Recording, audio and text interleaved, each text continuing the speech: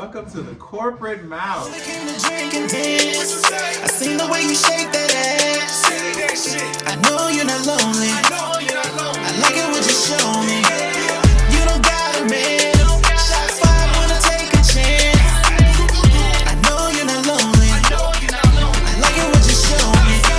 Up in the club tonight, and off this CD got me feeling right. Caught my eye, it was on sight, but you know that you were my type. Couldn't find better daytime with a flashlight. I know you came to dance, baby, give me just one chance. Don't have to be your man. What's up, guys? Welcome to another edition of the Corporate Mouth. We are reviewing X-Men 97 episode 4.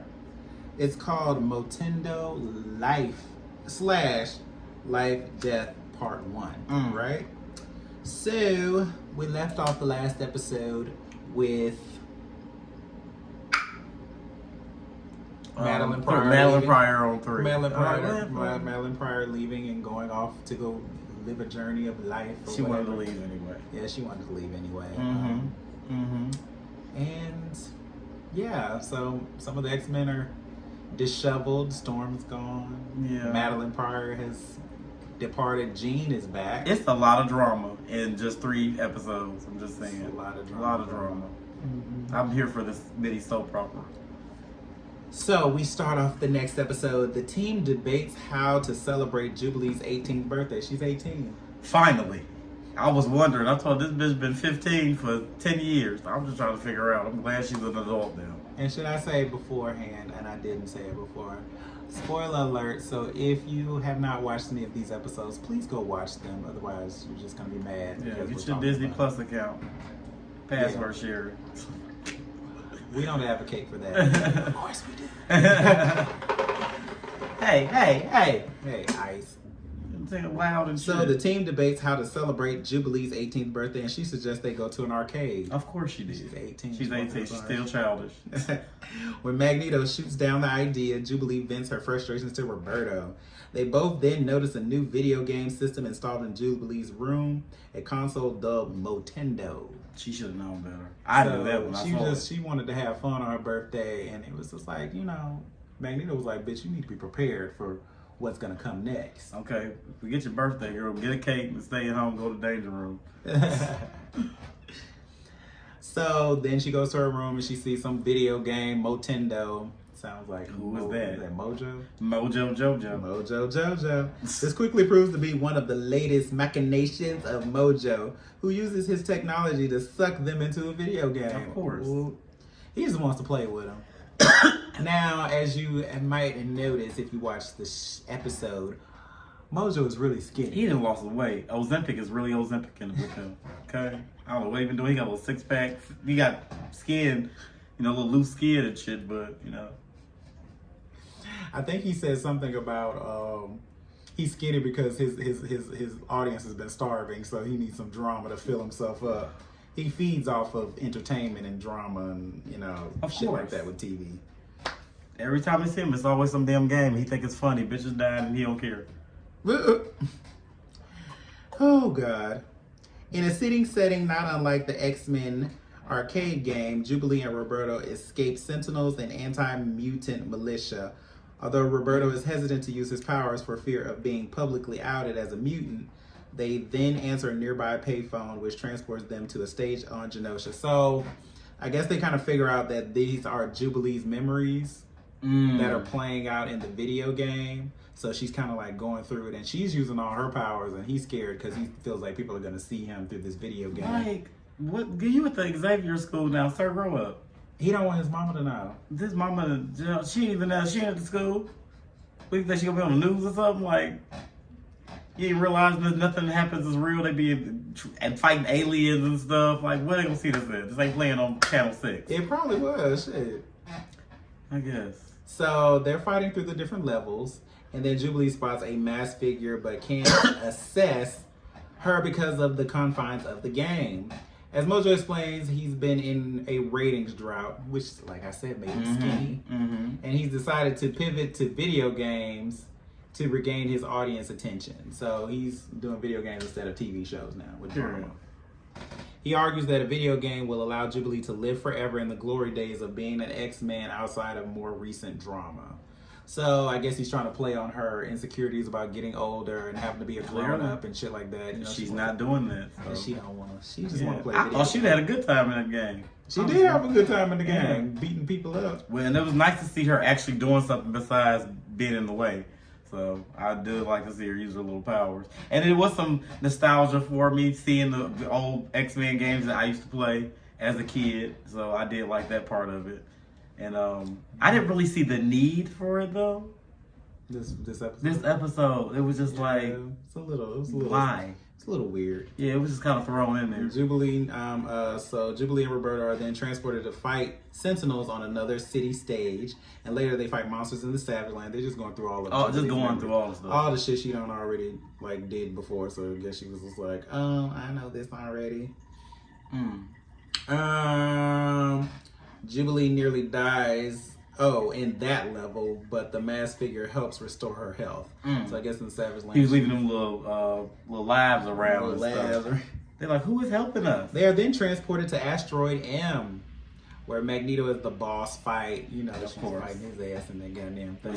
Jubilee meet Magneto would never be a thing. But you know, whatever. Never. Roberto nearly loses his life, but Jubilee is able to find an extra life to restore him. People helping him through the game. Jubilee and Roberto are then hacked out of the game by the masked woman who is an older Jubilee. Which was crazy. I did not see that coming. And fun fact, the older Jubilee is voiced by the original Jubilee from the 90s animated series. So, in case you guys didn't know that. The Easter egg. Yeah, that's the original. So who was the last remaining... Okay, so this older Jubilee was the last remaining beta tester created by Mojo for the game. Older Jubilee who goes by the name Abysia? Yeah, Abysia. That's actually in the comics. Abysia? Mm-hmm. I don't know how to say that. Yeah, her. Teaches Jubilee that growing up is a good thing. The three of them fight Mojo, who has inserted himself into the game as the final boss. He was just like, look, bitch, I gotta get this shit riled up because y'all is in a place where I can't get to y'all. I can't send nothing to y'all, so I'm just gonna send myself in the game. Right. So he jumped in there, got his ass whooped. Yeah, now I tell you now, Hibiscus been doing her thing. Now she was the Jubilee that I'm thinking that Jubilee should be by now, and I'm talking about she was throwing them rings like Hibiscus. Yeah, she was turning mugs into blades. She was chopping legs off. That's the Jubilee when she'd be studying from Hibiscus. That's a flower. Oh yeah, that. And tea. Oh, well, hibiscus. Yeah. Okay, hibiscus. Jubilee ultimately delivers the final blow that defeats Mojo and gets them out of the game while Spyro deals with Mojo. Back in the real world, Jubilee and Roberto kiss. What you thinking about them being a couple? I don't know about the Sunspot and Jubilee thing. I think it's cute. Weird to me, but I guess they say that. It kind of reminded me of, in the movie when Iceman and Rogue was together. It's just don't. It didn't make no sense. It don't make sense to me. I ain't read no comic about them being together. I don't know where they got that from. But okay. So this particular episode happened to be a two-parter. So yes, it started off with Jubilee, and then the second part was called the first part was called Motendo, and the next part was called Life Death Part 1. So that starts off with Storm and Forge are settled into Forge's cabin where they bond over their shared past powers. Forge, as it turns out, has the mutant ability to invent and create anything he can dream of. Storm asks Forge how he got his prosthetic leg, and he explains he lost them in the war. Storm admits that she has missed her powers, and Forge offers to help her get creative and adapt without them. Storm and Forge ride horses, and Storm nearly drives living the normie life. Living a normie life. So what do you think about them just finding each other? I'm glad that she has a love interest. I know in the 90s animated series, I think she had some future thing with Wolverine. I wasn't too big of a fan of that. But her and Forge, I just don't know. He's so short and shit. Just aesthetically, it just didn't look pleasing to me. It didn't look pleasing? Yeah, but the Forge one, I like it. Forge is sexy as hell. He got body and shit on there. He got these little Doctor Strange things and stuff going on. Oh my God. It's really cute. And she then notices a nearby owl. What is his powers anyway? What does he do? I told you he's like a genius. Anything that he thinks of, he can create. He can build anything. I never knew what his powers was. Yeah, that's his. Don't he throw some out his hands? No. He don't. He makes weapons. He can make a weapon that can. That's why he always got a shit. gun. Okay, I thought he made Yeah, powers. he can make good weapons. Okay, never mind. I thought he had powers. He was okay. a gun She blast. then notices a nearby circling owl and argues that the weather around them is stuck. Forge takes Storm into a lab where he begins to experiment on her to help gain her powers, but it doesn't work.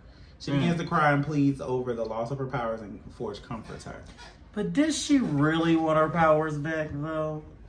Cause she was talking to her homegirl, Marvel Girl, you know, episode 1. Where's Marvel Girl? Yeah, Miss Marvel Girl. And she was telling her, like, bitch, I would love to be normal. That was actually on episode 2. So one of them episodes, yeah. And all I know is that, bitch, you get what you ask for. You asked for it, now you didn't blast it. Now you finna be wearing them fucking overalls, riding horses, cooking and cleaning, and you want to walk everywhere. So welcome to the normal side. Welcome to the wild side, baby. Later, Storm asks Forge why he's so hell-bent on helping her. He reveals that in the past, a government contractor had accidentally used one of his designs and took away Storm's powers. He technically, inevitably, created the inhibitor collars, which allowed for that technology to be out. So it's his fault. It was his fault. Pretty It's his fault. And you over there fucking him. She grows upset and tells her She grows upset and he tells her that he loves her, and she slapped the shit out of him. I would have too, girl. I can't even make a cloud in your bitch because of you. Storm then rides her horse at night, seemingly off She gotta stop doing that. to end up back in Forge's cabin. That's normal. It turns out to be the machinations of the owl, which has now transformed into a demon called the Adversary, Okay, and wants to who the hell is feast the owl? on Storm's fear. That's how the story ends. That owl scared the shit out of me. Yeah. Yeah, it's really The creepy. demon of fear. The voice is, and I didn't know, like, there's so much. There's aliens, demons, fucking regular people. They just got, the X-Men just got a whole lot of things going on. Everybody out to get their ass. You ain't safe from demons, fucking aliens, the Phoenix, bitch. Wait, not aliens. Everything is attacking them. I just know what's going on here. Child, they just so powerful. Just everything. Even when you're regular, you can't be a regular bitch no more. You can't even be regular. So I just really want to see what she's gonna do. I know that she's probably gonna get her powers back, but I want to know how long they're about to drag this story, because you know, they might be getting their ass handed to them, and they need Storm. And I'm just saying, and everybody else. I mean, Well, Jubilee. everybody's falling apart. Like, goddamn it, Well, all I know, Madeline Jubilee. Pryor gone. Yeah, she gone. She was bad. I already said I like her better than Jean. She was more put together. And of course, Jubilee, she ain't hibiscus yet, so. She and Hibiscus. Oh, she still You ain't. don't stop She got the damn yellow jacket on, and she can't do what Hibiscus can do. So other than that, I don't know what she gonna do. Well, she kissing on Sunspot. Roberto right now. Yeah, he kissing, but he ain't throwing none of his goddamn powers. I know what Sunspot can do, and you are an asset, sir. You need to get a danger room, but you out here playing. I mean, Gambit, that's my nigga. He got his cards and stuff, so you know. And of course, Girl Rogue, but I don't know what the hell she be doing sometimes. And Magneto is the leader, so I mean, I just feel like a Storm would be an asset. She get her powers back, so we can't drag this on for too long. So we'll see. We got Life After Death coming up soon, so we will soon see. Well, we will soon see. This was the end of this review. Both of these episodes were kind of like, And I wasn't the biggest fan of the Jubilation part. Motendo. I like Mojo, and it's okay, but I would like to see Mojo with the rest of the X-Men. I don't want to see him with just Jubilee. I don't like Jubilee. I just don't. I don't want to see nothing. No, any Jubilee heavy episode I don't want to see. She irritates me. Popping that bubble gum, talking about arcades. I don't want to hear that shit. Grow up, bitch. People are trying to kill us. And all you want to do is pop bubble gum. I don't like it. Well, we do appreciate you watching our review. Like, comment, subscribe, hit that notification bell, and we will be back for episode 5 whenever that comes out. Yeah. Bye. Bye. I know you're not lonely. I like it what you show me. You don't gotta man. Shot fired, wanna take a chance. I know you're not lonely. I like it what you show me.